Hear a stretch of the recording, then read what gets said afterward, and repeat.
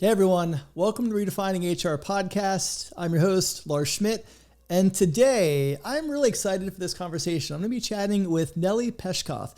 Nellie is the Chief People and Culture Officer for Reddit, somebody who I've known for years off and on, but actually haven't had a chance to have this kind of a conversation. So we're going to do this live for all of you. So Nellie, thanks so much for making time to come on the show.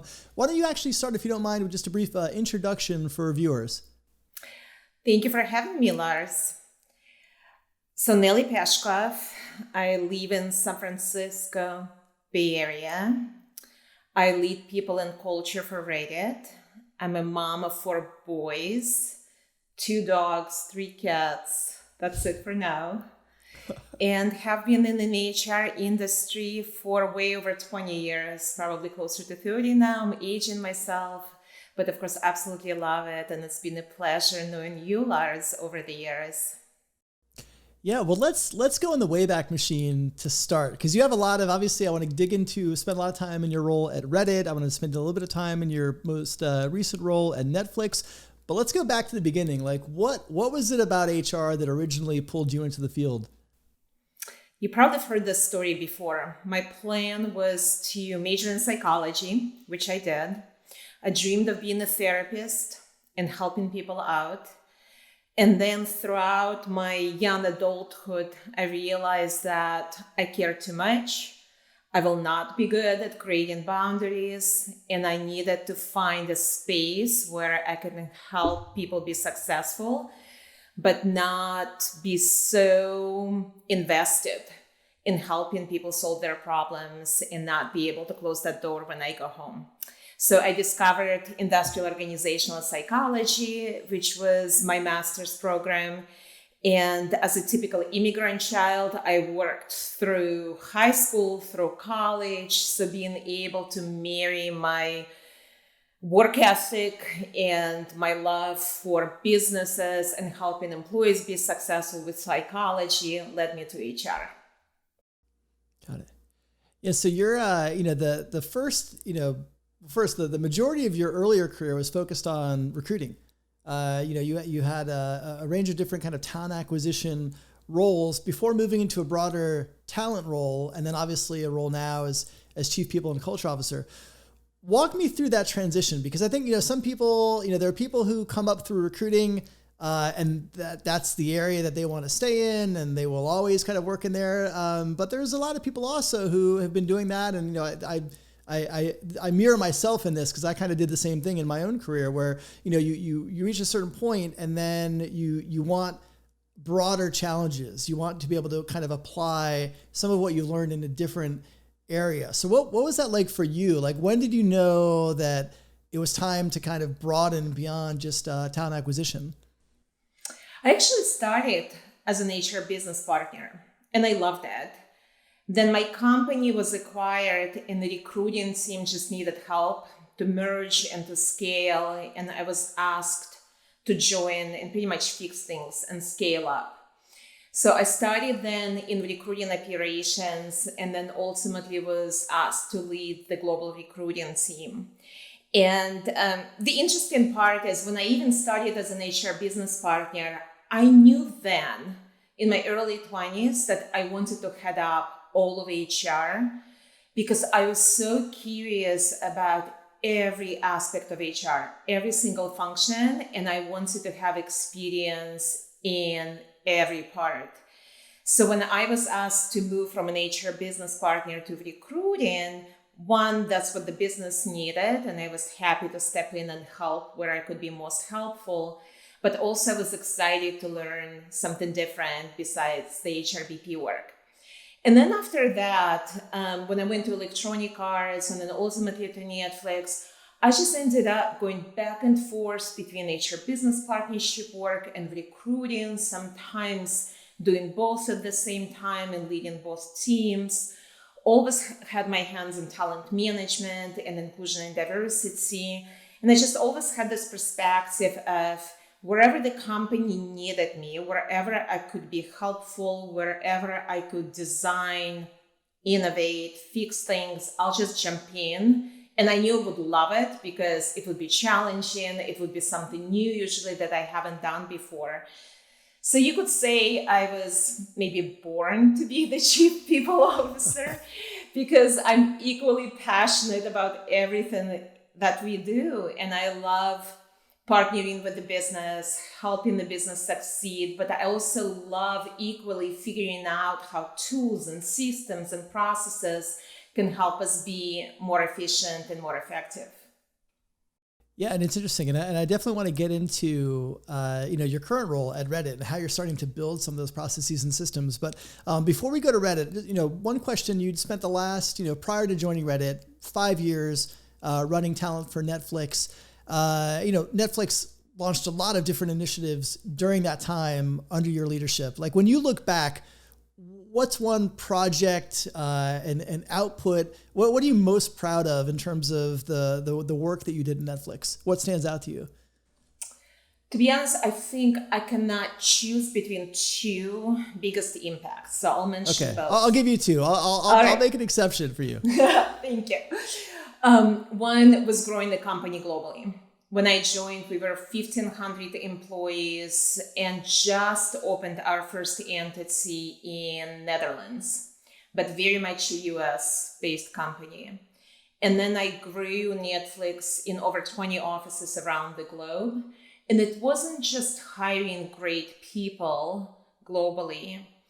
It was figuring out how we can sustain what is great about the Netflix culture and the focus on high performance, the focus on freedom and responsibility, empowering people to do their best work, and having minimal processes, minimal policies, minimal programs, and just relying on context and guidance and clear goals and North Star for people to do their work. Now, there are certain aspects of Netflix culture that didn't scale well. So learning how to preserve the what, but be flexible on the how, was the biggest lesson for me that I think prepared me, certainly now for Reddit, but also allowed me to truly build amazing teams that had a really high global IQ and EQ. So I'm really proud of that. Just to give you an example, Netflix has a culture of feedback. In order for people to be high performing and to grow and to evolve, you need to rely on your colleagues to be candid with you and tell you what areas you need to improve in, what areas you need to sustain, that you're doing great. And now what feedback looks like in different cultures is very different. So as we began to grow those teams, realizing that it's not going to be one size fits all expectation for how feedback is practiced in every office, and educating the hiring leaders back in the US about what great looks like with that nuance is something I'm really proud of, because I think I really helped the company grow its global IQ and EQ. And then the second part is my team's work in inclusion and diversity. Again, when I started at Netflix, a Los Gatos-based high-tech company, and also developing and then increasing the inclusion and diversity knowledge and understanding, and realizing that to entertain everyone in the world, you needed to have people in the company who had different experiences and different walks in lives and different perspectives. So starting with the executive team and then ultimately helping build employee resource groups, and all of our employees really passionate and excited about inclusion and diversity. I was there for the early work, and then so it evolved and grow, and ultimately we hired a VP of inclusion strategy, Renee Myers. So I'm very proud of studying the work and now seeing it continue to grow and evolve, and seeing Netflix be much more diverse and much more inclusive than it was in the early days. Yeah, I mean, I think that the Netflix released their first, I think it was their first diversity report earlier this year. And for as much as technology companies have been struggling with diversity, they've been making real progress. And so the results spoke for themselves. I also, being Netflix, I love the way they packaged the report in a very visual and multimedia kind of interactive way. So yeah, I can see how that stands out to you.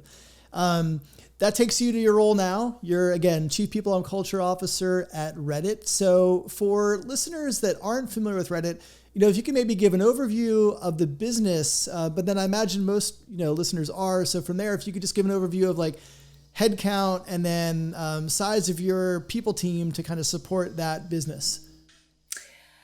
Well, Reddit is a community of communities where people truly can dive into anything through experiences built around their interests and their hobbies and their passions.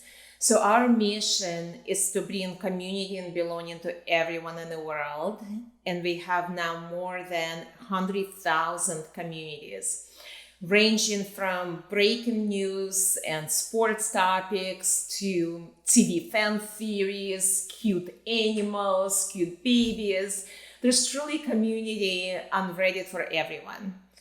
And we have over 1,000 employees. We've doubled during the pandemic, and we're spread across 8 offices globally. In New York and San Francisco and Los Angeles and Canada. Most recently, we launched in Australia. We're also in UK, just to name a few. Yeah. So, I mean, for you joined in February of 2020. Is that right? Which, yeah, historians will probably flag that time as a very interesting period on our planet. So, like, you're coming in as a new Chief People Officer right in the early days of a global pandemic, the likes of which none of us living have seen. How do you navigate that? Like, how do you navigate being, being both a new employee, kind of going through your own onboarding and relationship building and trust building and all the things that come with being a new executive, with having to kind of perhaps even leverage that trust that you don't yet have to help the executive team make decisions around how the business is going to adapt and evolve to the pandemic while you're building your relationship with your team. There's so many different dynamics at play there. I'm curious to get a sense of like what that was like for you. Well, even listening to you describe accurately, I think what my experience was is making me so anxious. This will truly go down in history as the most memorable experience in my career. So I joined, and the first decision I had to make 3 weeks later was to ask all of our employees to work from home. And in many ways, it was a blessing in disguise, I think. Pandemic elevated the importance of the HR functions. So as the pandemic began to grow and increase, and you began to realize that this is not a temporary thing, I and my team were looked to figure things out. So people felt, how people felt became important.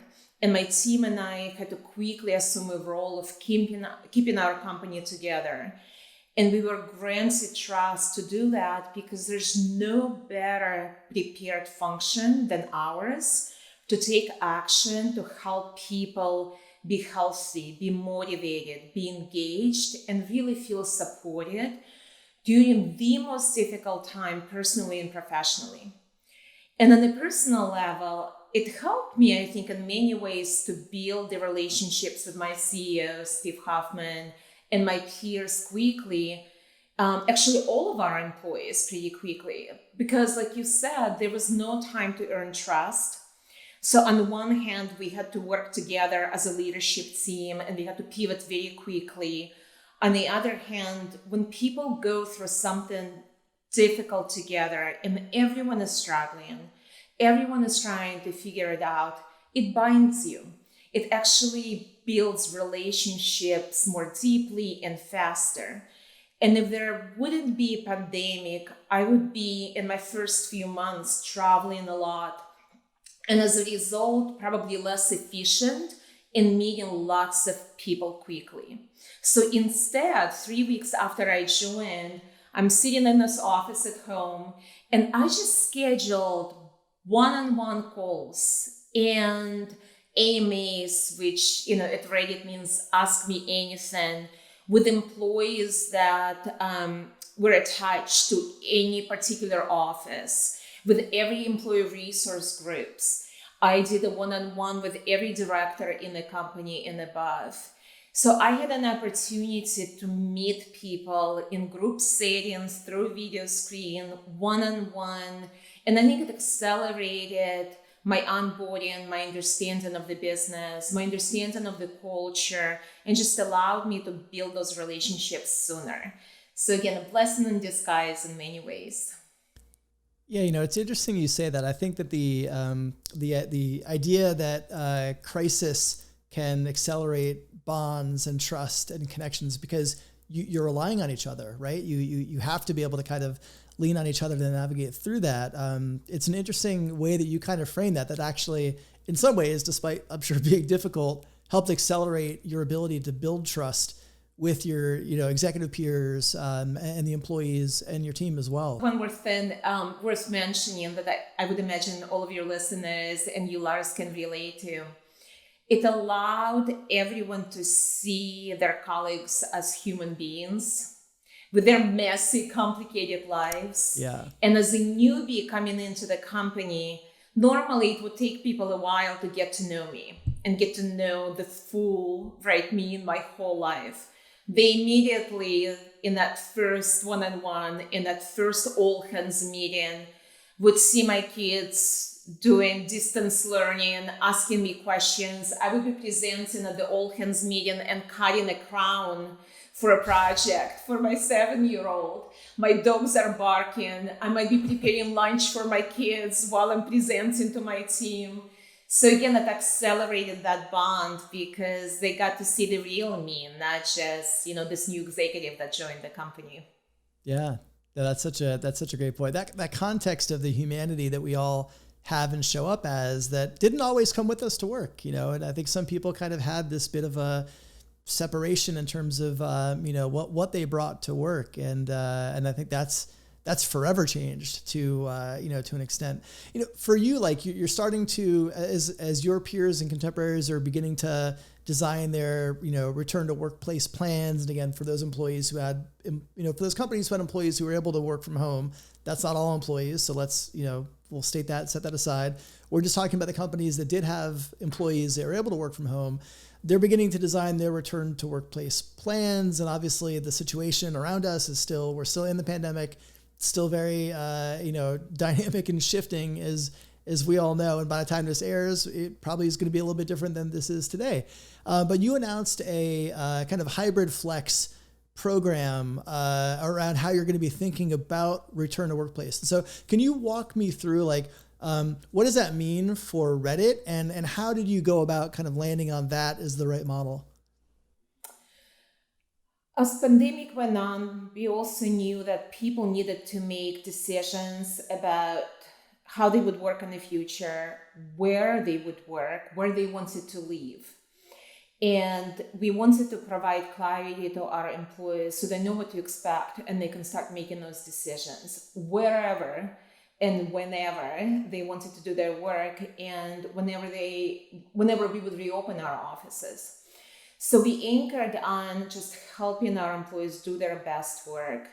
And we evolved to this hybrid workforce model to just provide the right balance of flexibility and support to our employees, recognizing that people had to make various trade-offs considering where they were deciding to live.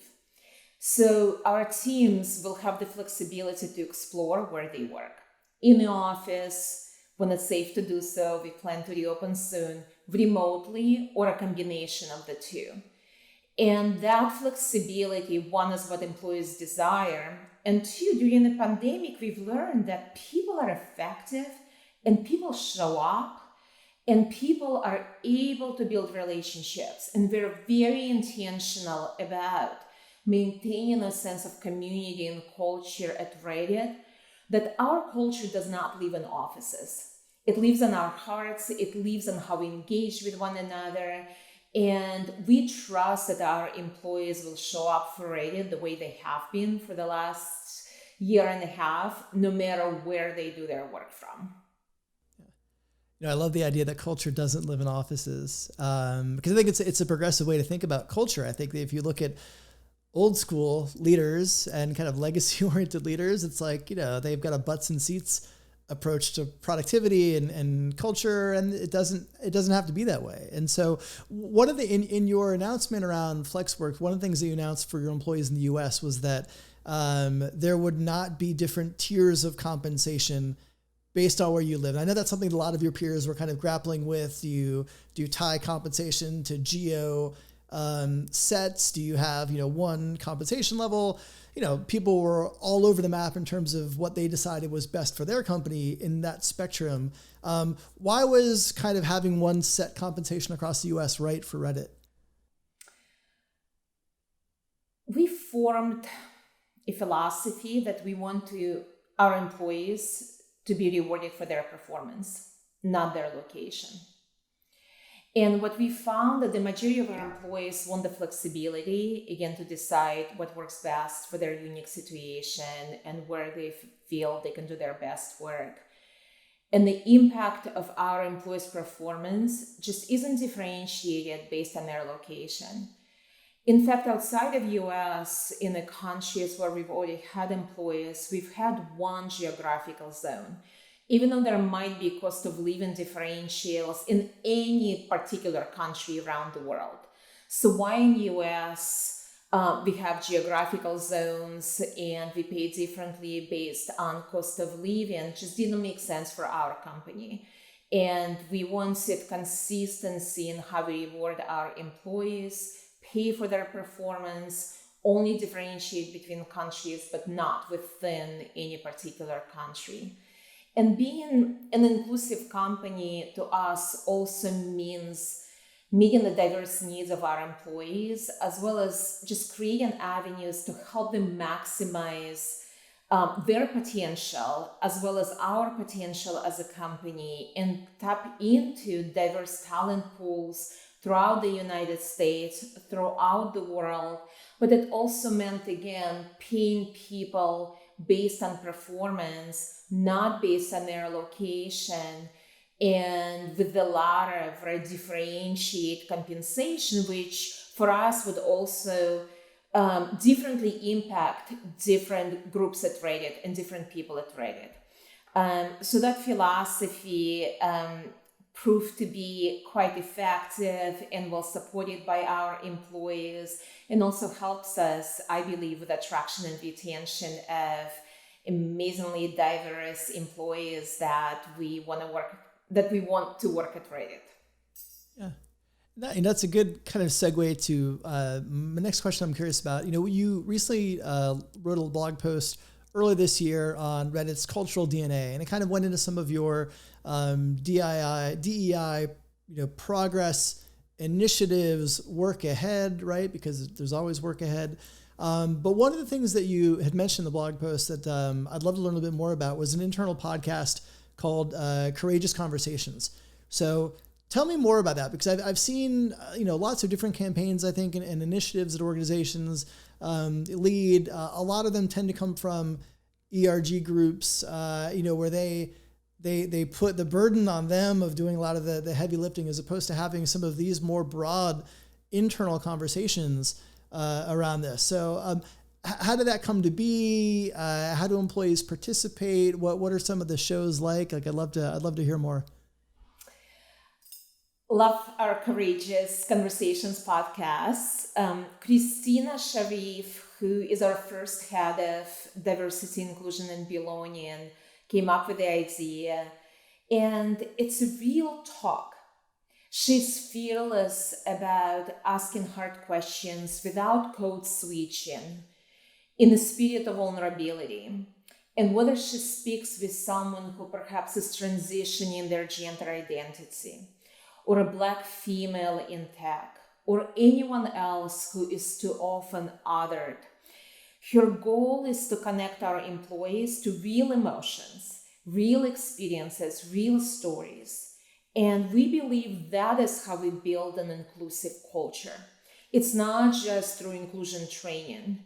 It's through understanding other people's experiences and then developing empathy and developing respect for those experiences, for those different perspectives, for the different people.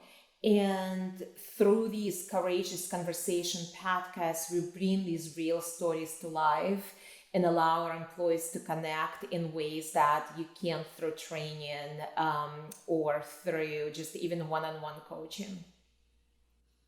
Yeah, I mean, it's interesting. I think stories are such a powerful conveyor of information and ideas and opening minds. I think, for training, training is certainly effective in the context of some things, but I think too often as it relates to work in diversity, equity, and inclusion, we rely on things like unconscious bias training, and we think that that's just going to, open everybody's minds and allow them to think differently. And that's, the studies have shown that's not the case. And so I think when you can connect it to stories and real human experiences, particularly of your colleagues, it just frames it in a very different way. So yeah, I was very interested when I read that. I think that's an interesting practice that I think when organized in the right way by somebody like who you mentioned, that can be a really powerful way of sparking conversations, real conversations within organizations as it relates to this work.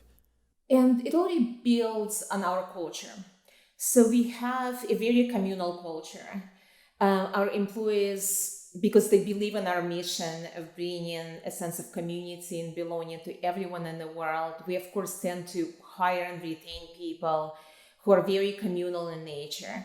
And they believe in the power of community. They're very kind, very supportive. So when you're listening to these courageous conversation podcasts and you hear your colleagues share such a raw stories, and they're so vulnerable, and they're granting their colleagues trust by sharing their stories with them, our employees show up. They can show up as kind, supportive, empathetic, and you begin to realize the work that you have to do as an individual to make sure that your colleague doesn't have bad experiences, that your colleague is respected, is seen, is heard, is valued. So it's really powerful. And Nellie, we're in this kind of interesting time in HR and the people space right now where so many things are changing. And obviously the pandemic was a huge catalyst for a lot of the change, whether it's thinking about things like remote work, asynchronous work, diversity, equity, and inclusion. I mean, so many key pillars of HR. I think the way that we think about them and look at them now are fundamentally different than they were even 18 months ago. And so as this change continues, like, what do you get most excited about when you think about the HR, the people function that's going to emerge on the other side of this pandemic and what that's going to look like? What gets you most excited? The idea of meeting the moment, whatever that moment will be. Again, the pandemic proved to us that we can't plan and prepare for everything. We don't know what the future of workforce will be, the future of HR will be. I think we've been proving that. But to be able to flex and pivot and innovate, and at the end of the day, always do the right thing to help your businesses and your employees succeed, and the intersection between the two is what I'm most excited about. So I'm intrigued to keep reevaluating all the things that we do, whether they're truly impactful. And if the answer is maybe not, to stop it, try without it, see what happens. Did we, lose our effectiveness? Are we less successful? I always talk to my team about experimenting more, not being afraid to try new approaches, not being afraid to fail. I think for the longest time in HR, we've been so risk averse because we are supposed to be perfect as a function. We are supposed to help everyone else out and know exactly what to do. We do not. We again meet the moment, we try to solve complex problems together, but more importantly, we learn and evolve and keep getting better as a function. So the future of HR to me is very agile, use one of the HR buzzwords. It's about testing, experimentation, and last but not least, and this is a very personal belief of mine, bigger, fewer, and better, meaning only the most impactful programs and processes and as few of them as possible, so that most of our time as an HR team is actually spent with leaders, spent with employees, spent shaping culture, and not spent managing programs and ensuring adherence to policies. Yeah, it's funny. I'm nodding obviously as I'm listening to you. I think a lot of what you walk through is kind of textbook of the difference between legacy HR and modern HR and kind of the drivers of modern HR. So it's such an exciting time to be working in this space and literally kind of building a bridge to something that doesn't exist right now. So that's exciting. And we could spend an hour talking about the work you're doing at Reddit. I know we don't have that because I do want to make sure that I give the listeners a chance to get to know you a little bit better through our lightning round. So are you ready to jump right in? I'm ready, I think. All right. Okay, music. I'm a huge music nerd. I'm checking out your Spotify playlist. Who will I learn are your top 3 artists? Metallica #1. Russian rock band, Leningrad. Okay. And then a new one that I actually got introduced to by my 8-year-old, Lil Nas X, Obsessed. Yeah. Very cool. Yeah, I appreciate you dropping Metallica without giving me the Lars reference that I've only heard a million times. So, yes, my drum skills are not quite at that level. But okay, your least favorite HR buzzword. Okay, I once Googled and got a list of the most annoying HR buzzwords, and in full disclosure, I use all of them. I actually like buzzwords. They're really shortcut for me, but if I were to choose one that I do not use, and it's the new normal. Again, because I don't think there's such thing as the new normal. What the new normal is last month is very different than it is this month, or I know will be different in 3 months. We can't, there is no normal. Like we can't lock onto a term that isn't congruent with our experience right now, what we're going to be going through. Actually, true story. I asked somebody that question in a previous podcast, and in my question, I used the buzzword that was their least favorite buzzword. So I'm guilty of that too. I think we all are. That was, it happens. What is your, I know I'm putting you on the spot here, somebody who runs all of HR, but what is your favorite HR function? Without the obvious, which is Reddit, because I actually think I have an amazing team and we do awesome work, like quickly growing, evolving a company, sustaining what is amazing about our culture, but knowing what we need to evolve and be ahead of it and be very intentional. So I'm very proud of the work we're doing. It's also fun to do the work now with a smaller team and just really nimble and know everything that we are doing. But besides the obvious answer about my current team, I would have to say Netflix. Yep. That was a very unique HR experience. It's a very unique culture. And to try to do HR where there's an aversion to processes, policies, and programs is challenging, but also pushes you to innovate and truly focus on what is most important and solving the most important problems. So the team that I worked with at Netflix was absolutely superb. Yeah. I mean, look, I think when you're working in that environment that is very anti-process for the sake of process, right? Because I think, legacy HR, we have a lot of processes.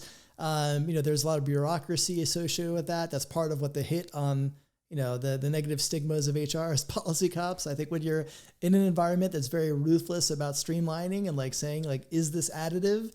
Does this support the business or the culture or the employees? No, move on. That's a great foundational place to be. I think that you can apply to every subsequent role. If you weren't working in HR, what would you be doing? I would own a coffee shop.